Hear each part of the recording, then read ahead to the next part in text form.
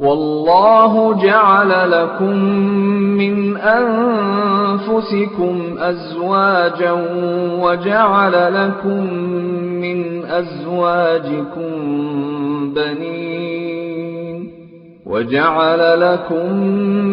أزواجكم بنين وحفدة ورزقكم من الطيبات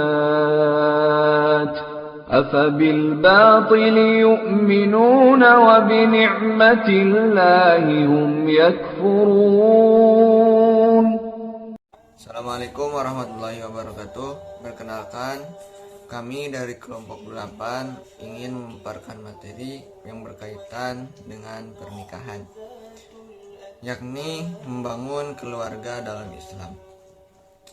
Saya di sini berperan sebagai presenter pertama yang akan menjelaskan materi tentang definisi, hukum, dan syarat dari pernikahan. Definisi dari pernikahan sendiri yaitu ada dua macam. Yang pertama adalah secara etimologi, yang kedua adalah secara terminologi. Secara etimologi, pernikahan berasal dari bahasa Arab yaitu an-nikah, yang artinya itu bersetubuh. Bahkan ada banyak sekali makna dari pernikahan ini, seperti al-damu wa al-tadakhul yang artinya berkumpul memasukkan, dan al-aqd atau perjanjian. Sedangkan definisi pernikahan secara terminologi yaitu ikatan lahir batin antara seorang pria dan dengan seorang wanita sebagai suami istri dengan tujuan membentuk keluarga yang sakinah, penuh mawaddah dan rahmat, dengan tujuan untuk beribadah kepada Allah Subhanahu wa taala. Sekarang kita beralih kepada hukum pernikahan. Hukum dari pernikahan sendiri terdapat 5 hukum. Yang pertama itu wajib, yang kedua sunnah, yang ketiga mubah, yang keempat makruh, dan yang kelima haram.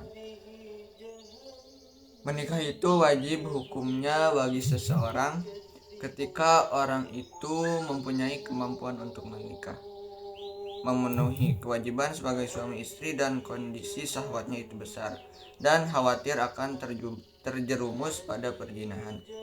Maka jika orang itu sudah ada kriteria yang disebutkan barusan, maka wajib orang itu untuk menikah. Kemudian menikah itu sunnah.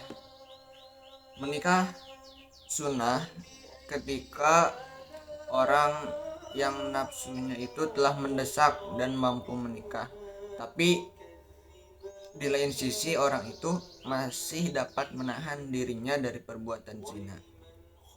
Kemudian mubah, di mana seseorang dalam kondisi stabil, tidak cemas akan terjerumus kepada zina, zalim, atau membahayakan pasangannya jika tidak menikah. Yang keempat adalah hukum menikah itu makruh. Kenapa makruh? Hukum makruh ini berlaku bagi seseorang yang memang dia itu tidak menginginkan untuk menikah, entah karena perwatakannya demikian ataupun karena suatu penyakit. Pada saat yang sama ia juga tidak memiliki kemampuan untuk menafkahi istri dan keluarganya. Karena jika kondisinya seperti itu, maka hukum pernikahannya adalah makruh. Kemudian yang kelima adalah haram. Keharaman menikah itu berlaku bagi orang yang menikah tapi dengan tujuannya itu menyakiti atau tujuan-tujuan lain yang melanggar ketentuan agama. Dan hukum haram ini juga ada karena dia itu memang benar-benar susah dalam kondisi ekonominya, dalam keadaan mentalnya juga seperti itu. Yang ketiga adalah syarat dan rukun dalam pernikahan. ada beberapa syarat atau rukun yang harus ada ketika seseorang itu ingin menikah, dan jika ingin pernikahannya itu sah. Jadi jika salah satu rukun atau syarat ini tidak ada, maka pernikahannya itu tidak sah. Syarat yang pertama adalah adanya calon mempelai, baik itu laki-laki maupun perempuan. Karena jika seorang menikah sesama jenis, maka itu hukumnya menjadi haram, tidak boleh seperti itu. Yang kedua adalah adanya wali. Wali itu adalah seseorang yang memiliki hak secara syara untuk menikahkan calon mempelai perempuan kepada calon mempelai laki-laki. Jadi wali ini hanya wajib ada untuk perempuan, tidak untuk laki-laki. Untuk laki-laki jika tidak ada wali masih boleh-boleh saja. Yang ketiga adanya saksi 2 orang. Untuk saksi ini yaitu syaratnya, salah satu syarat dari saksi ini adalah laki-laki 2 orang, tidak boleh kepada wanita. Yang ketiga adalah adanya akad nikah. Akad nikah ini bisa dikatakan adalah sebagai perjanjian atau ikatan dalam pernikahan. Simbol dari akad nikah ini yaitu dengan ijab qabul, itu harus ada di dalam pernikahan. Yang kelima adanya mahar. Mahar juga disebut sebagai nihlah atau sadak, yang ya seperti itu, nihlah atau sadak harus ada, maka jika tidak ada maka tidak sah. Dan mahar yang terbaik adalah mahar yang tidak memberatkan untuk laki-laki. Di sini saya akan menjelaskan mengenai tujuan dari pernikahan. Nah, secara umum, tujuan dari pernikahan adalah untuk menghalalkan hubungan suami istri, yaitu untuk memenuhi kebutuhan biologis dan psikologis kemanusiaan, serta mewujudkan suatu keluarga dengan dasar cinta kasih, dan juga untuk memperoleh keturunan yang sah berdasarkan peraturan agama dan hukum yang berlaku. Nah, adapun secara yuridis, tujuan dari perkawinan termuat dalam pasal 1 Undang-Undang Nomor 1 Tahun 1974 yang berbunyi, perkawinan ialah ikatan batin antara seorang pria dengan seorang wanita sebagai suami dan istri.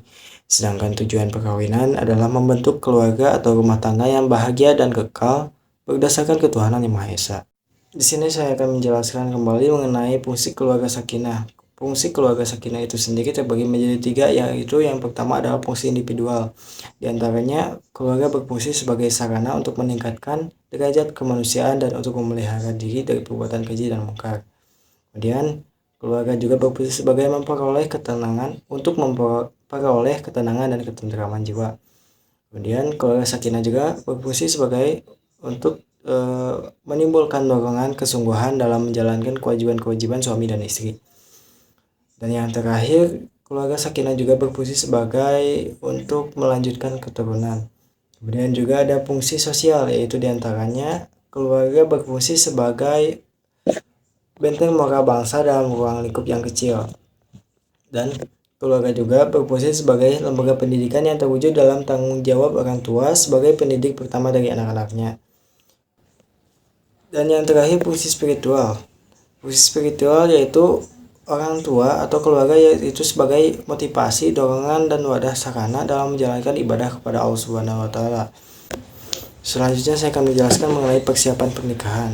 Nah, sebelum terlaksananya proses pernikahan, hendaknya masing-masing mempersiapkan diri untuk masuk ke jenjang pernikahan tersebut. Nah, persiapan pernikahan itu meliputi yang pertama yaitu persiapan ilmu.